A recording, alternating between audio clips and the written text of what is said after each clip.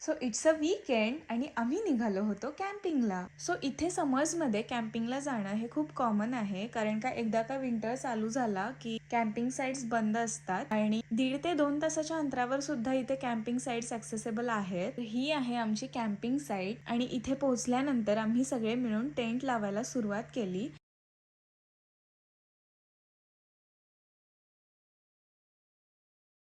Finally tent लावून झालेला आहे आणि हा आहे आमचा टेंट. आणि हा टेंट आम्ही डिकॅथलॉन मधून घेतला होता आणि ऑनेस्टली हा टेंट आम्हाला खूपच आवडला. सो बाहेर हा असा स्पेस आहे, इथे आपण सिटिंग एरिया किंवा फूड कुक करू शकतो आणि आतमध्ये हा बेडरूम एरिया आहे.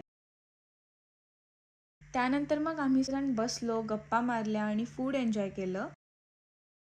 आणि ऑब्व्हियसली आपली इंडियन मसाला टी तर व्हायलाच पाहिजे. वेदर पण एकदम मस्त क्लाउडी आणि चिल होतं. कॅम्पिंगसाठी परफेक्ट वेदर होतं आणि खूप मजा येत होती. तर आमच्या कॅम्पिंग साईटच्या इथे एक बीच पण होता. मग आम्ही सगळे मिळून बीचवर थोडं वॉकला गेलो. आम्ही थोडा वॉक केला, गप्पा मारल्या आणि थोडा एन्जॉय केलं. तिथे वेगळ्या वेगळ्या शेपचे स्टोन्स होते, त्याच्यानंतर शिंपले सापडले आणि हा तिथे आम्हाला जेलीफिश पण दिसला. त्यानंतर आम्ही परत आलो. मग त्यानंतर रात्र झाली.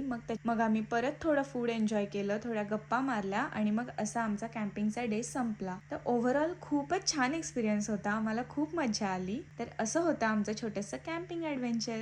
Okay, bye.